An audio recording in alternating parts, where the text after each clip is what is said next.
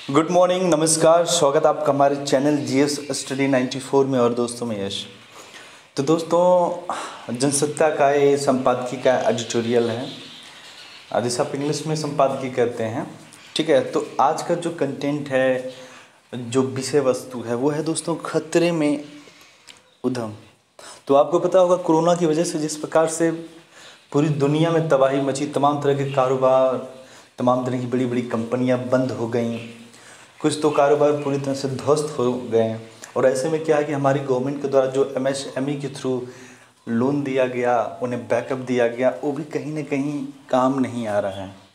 और ऐसे में क्या है कि दोस्तों, उसी के ऊपर आज हम विचार विमर्श करेंगे कि जो खतरे में उद्यम है उससे बाहर कैसे लाया जाए, किस तरह की योजनाएं, परियोजनाओं के द्वारा उन्हें सृजन किया जाए, उसके बारे में आज हम विचार विमर्श करेंगे। और किसी भाई बहन को किसी प्रकार की कुछ भी आवश्यकता हो तो आप यहाँ पर कमेंट बॉक्स में जाकर पूछ सकते हैं।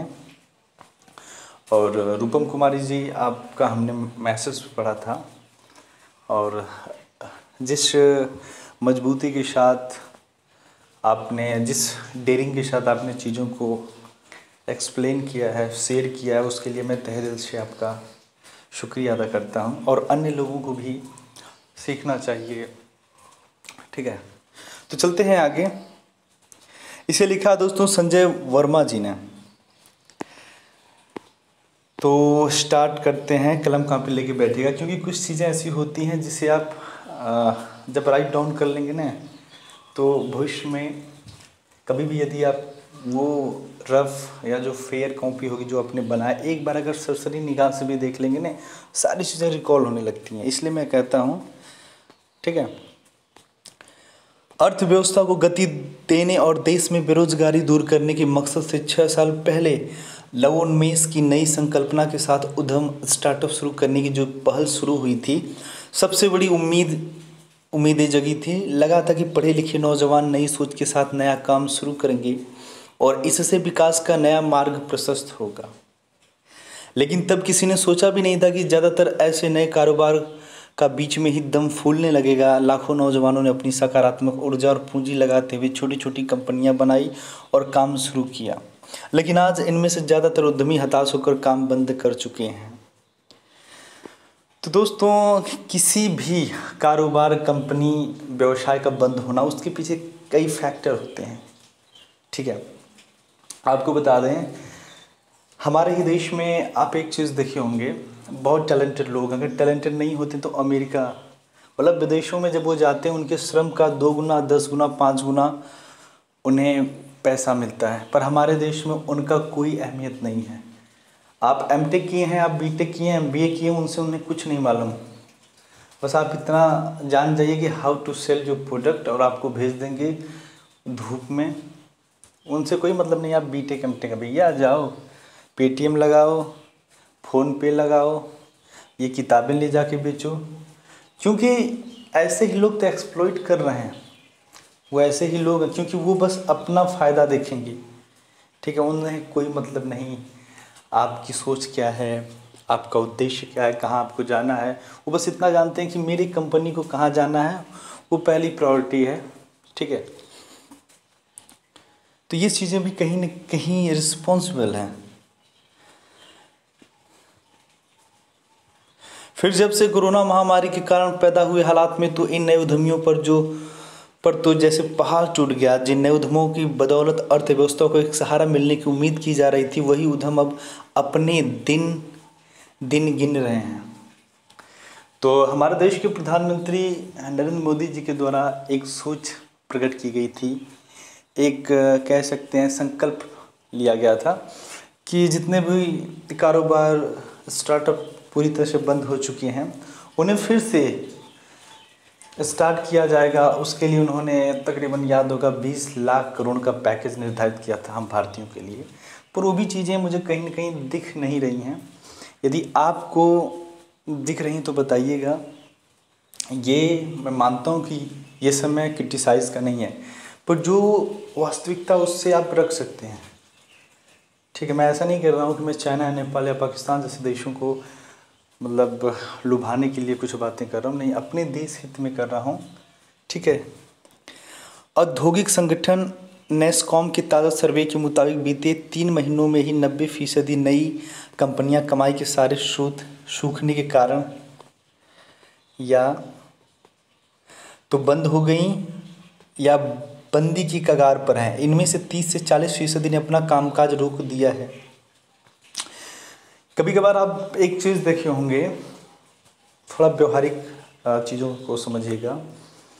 आपके गांव में कोई आपसे बहुत जलता है, उसका स्तर मान लीजिए उतना नहीं है, फिर भी बार बार कोशिश करता है आपके ऊपर कटाक्ष करने का, आपको बेइज्जत करने का। पर दोस्तों याद रखिएगा, जिस दिन यदि आप कोई भी सरकारी नौकरी ले लिए हैं, उसके बाद वही लोग, वही गांव के लोग आपके सामने नतमस्तक करेंगे। तो कहीं ना कहीं देखिए, विकास का बहुत बड़ा फैक्टर है। जैसे आप उस योग्य हो गए, जो आपके आलोचक थे आज आपको सलामी दे रहे हैं।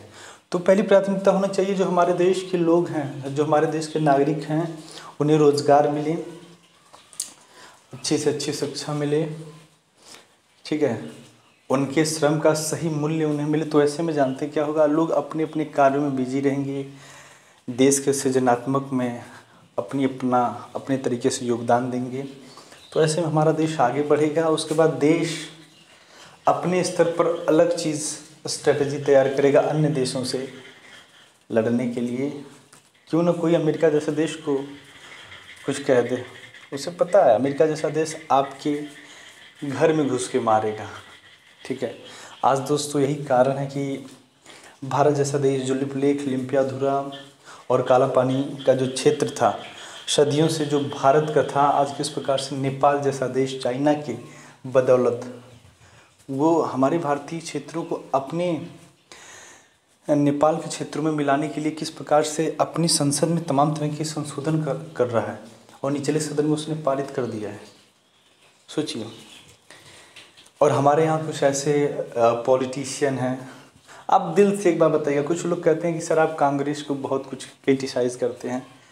भैया जो देश, जब देश में ये अराजकता फैली हो अपने ही लोगों के द्वारा, तो देश आगे कैसे बढ़ेगा। आज मुझे बताइए, जिस तरह से चाइना जैसा देश हमारे देश के ऊपर तमाम तरह के गंभीर आरोप लगा रहा है, और हमारे देश में कुछ कांग्रेसी नेता हैं वो ट्विटर पर, मैं राहुल भैया की बात करूं, आप भी बोलिएगा यदि मैं गलत कह रहा हूं, क्या ये सही समय है आप बीजेपी जैसे पार्टी को घेर रहे हैं, उससे सवाल पूछ रहे हैं।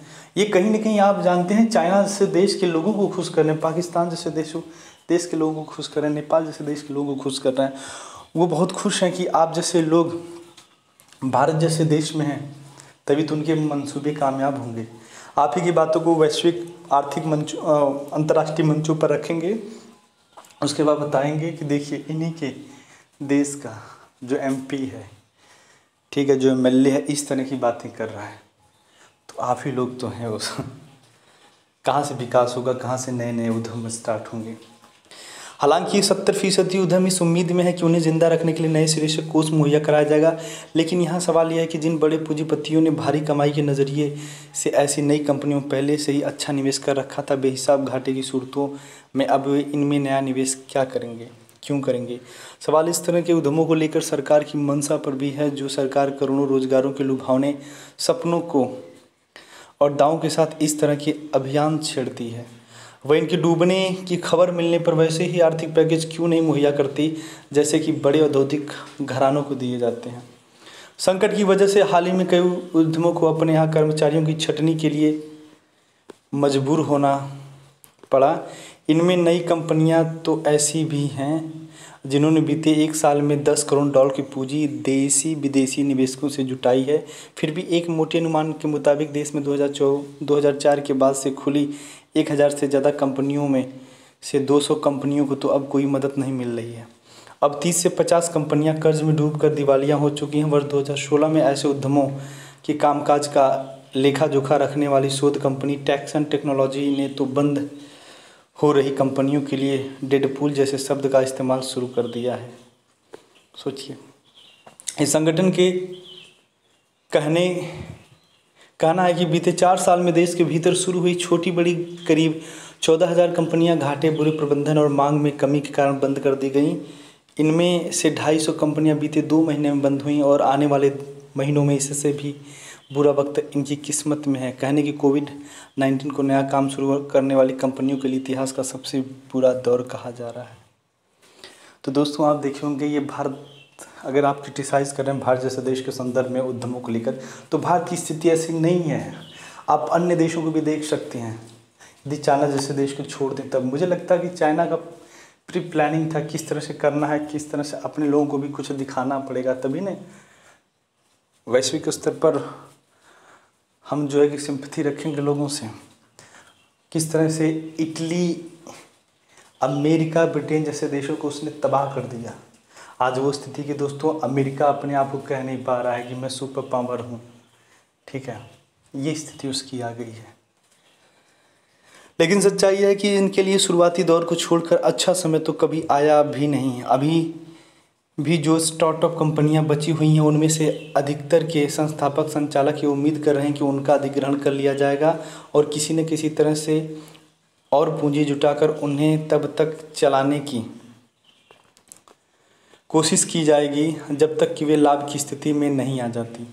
देश को हर मामले में आत्मनिर्भर बनाने और युवाओं से कोई काम धंधा खड़ा कर अपने जैसे दूसरे बेरोजगार युवाओं को नौकरी देने के लिए शुरू किए गए स्टार्टअप अभियान का फिलहाल हासिल यही है कि बड़े पूंजीपति भी अब उनके नाम से कन्नी काटने लगे हैं। इस बारे में उनका मत है कि इस अभियान के नाम पर नई नज़रिए वाले कारोबार को अनंत काल तक पैसा देते हुए घाटा नहीं सहा जा सकता। हालांकि कई बड़े उद्योगपति आरंभ में इस तरह की नई कारोबारी कंपनियों के मुरीद रहे हैं। उन्होंने यह मानते हुए इनमें काफ़ी पैसा लगाया कि आगे चलकर ये पुरानी कंपनियों का बेहतर विकल्प बन सकती है। लेकिन आधे दशक में हाँ, इनका बुरा हाल देखकर इनका भी नज़रिया बदल गया है। कारोबारी पूंजीपतियों के अलावा खुद उन युवाओं का भी ऐसे उद्यमों से मोह भंग हुआ है जिन्होंने नौकर के बजाय मालिक बनकर अपनी कंपनी बनाने के सपने के साथ इन्हें शुरू किया था। बहुत ऐसे सारे लोग हैं जो बिलीव करते हैं मास्टर में, मालिक में, ओनर में, ठीक है। लोग जिस तरह से कुछ लोग हैं वो चाहते हैं कि मैं कभी भी कोई बिजनेस करूं, कोई काम करूं, मैं खुद का मालिक रहूं, ठीक है। तो ऐसे में वो लोग भी काफ़ी निराश हैं, काफ़ी हताश है। अब हो सकता है उन्हें वो करना पड़े जो नहीं करना चाह रहे थे, किसी अन्य के यहाँ गुलामी करें। अगर आईटी स्टार्टअप कंपनियों की बात करें तो नौकरी छोड़कर इन्हें शुरू करने वाले आईटी इंजीनियरों ने पाया कि जब तक ये किसी सेवा या उत्पाद से जुड़े नए विचार को मूर्त रूप लेकर बाजार में उतरती हैं तब उस उत्पाद या सेवा की मांग में तब्दीलियां आ जाती हैं। इसे साबित होता है कि कम संसाधन और छोटे स्तर पर कामकाज शुरू करने पर ये कंपनियां भविष्य में पैदा होने वाली मांग का सही अनुमान नहीं लगा पाती हैं और पिछड़ जाती हैं। इसके अलावा यदि बड़ी कंपनियां उन्हीं के समान सेवा उत्पाद बाजार में उतार देती हैं तो प्रचार आदि सहूलियतों के अभाव में ऐसे उद्यम अपने उत्पाद या सेवा के लिए बारे में उपभोक्ताओं को न तो असरदार ढंग से बता पाते हैं और न ही अपने उत्पाद खरीदने के लिए उन्हें राजी कर पाते हैं। कमाई और विकास करने के मामले में पिछड़ने की वजह से अनेक संस्थापकों को वित्तीय मुश्किलों का सामना करना पड़ता है। इसलिए या तो ये स्टार्टअप अधिग्रहण की प्रक्रिया के तहत खुद को बड़ी कंपनियों के हवाले कर देते हैं या काम ही बंद कर देते हैं। यह मानना गलत होगा कि नए उद्यमों की शुरुआत एक बुरा विचार है। बेरोजगारी युवाओं की फौज देखें और उन्हें दक्ष बनाने के प्रयासों पर नज़र डालें तो लगता है कि शुरुआती नाकामियों के बावजूद स्टार्टअप योजनाओं को टिकाए रखने में ही देश की भलाई है। यह नहीं भूलना चाहिए कि ऐसी कंपनियां अपनी किसी बेजोड़ खूबी के बल पर ही निवेशकों से पैसा जुटाने में सफल होती हैं। लेकिन समस्या यह है कि निवेशक अपनी पूंजी की वापसी के लिए एक लंबा इंतजार नहीं कर सकते, इसलिए उनके दबावों के आगे कंपनियां समर्पण कर देती हैं। कायदे से इस मोर्चे पर सरकार की भूमिका होनी चाहिए जो तकरीबन गायब है। सरकार मुद्रा लोन के जरिए थोड़ी बहुत रकम उपलब्ध करा रही है लेकिन वह ऊँट के मुँह में जीरे समान है। तो ये सच्चाई है दोस्तों, जो भी पैसा अभी दिया जा रहा है वो पर्याप्त नहीं है, न वो योजना पर्याप्त है। आप देखें कि जो मनरेगा को दिया जा रहा है मंथली उन्हें वेतन, आपको लगता है कि इस दौर में, इस महंगाई भरे दौर में 3,000, 4,000, 5,000 से किसी के परिवार का गुजारा हो जाएगा? आप कोई ऐसी योजना लाइए जिसके माध्यम से चीज़ें दीर्घकालिक हों, न कि अल्पकालिक हो। क्योंकि अगर ये आप इस तरह से वित्तीय चीज़ों को बांटेंगे तो अन्य समुदायों में, अन्य लोगों में तमाम तरह की भ्रांतियाँ फैलेंगी। ठीक है। और उसके बाद ये एक अल्पकालिक तक आप ऐसा कर सकते हैं, ज़्यादा समय तक, लंबे समय तक आप ऐसा नहीं कर सकते हैं। ऐसे तमाम तरह के लोग हैं जो श्रम मंत्रालय के द्वारा पंजीकृत नहीं है, पर उन्हें मनरेगा वालों से ज़्यादा आवश्यकता है उस पैसों की। तो हमारे देश में भी तमाम तरह की जो अव्यवस्थाएँ हैं और जिन्हें जन्म दिया है यही लाल फीताशाहियों ने। ठीक है। सरकार की योजनाकार अगर यह व्यवस्था बना सकें कि जिन कंपनियों में उन्हें बेहतर भविष्य और योजनाओं को सिरे चढ़ाने का संकल्प और योजनाओं के सिरे चढ़ाने का संकल्प दिखता है, तो सस्ते कर्ज की बदौलत वे उन्हें फलने फूलने के पर्याप्त मौके दिलाएं। खुद उद्यम बड़े करने वाले युवाओं को सोचना होगा कि कोई भी कंपनी अंततः कारोबारी फ़ायदे के लिए बनाई जाती है। अगर वे इस एक मकसद के साथ अपना सारा कौशल इसमें झोंक दें तो उन्हें सफल होने से रोका नहीं जा सकेगा। एक अच्छा संकेत यह है कि हमारे देश में थोड़ा बहुत संपन्न हुए मध्यम वर्ग ने अपने बच्चों के सपनों को साकार करने के लिए स्टार्टअप की बढ़ने का हौसला दिखाया है। शर्त यही है कि सरकार और समाज नए संकल्पों के साथ सामने आ रहे युवाओं का उत्साहवर्धन करे और युवा यह मानकर उद्यम खड़े करे कि उनके जीवन मरण का प्रश्न है, यानी यदि वे इसमें नाकाम हुए तो वापसी का कोई विकल्प उनके लिए नहीं बचा है। ऐसी दृढ़ प्रतिज्ञाएं ही देश का स्टार्टअप कंपनियों का सितारा बुलंद कर सकती हैं। तो दोस्तों आज के लिए इतना ही। नमस्कार, धन्यवाद।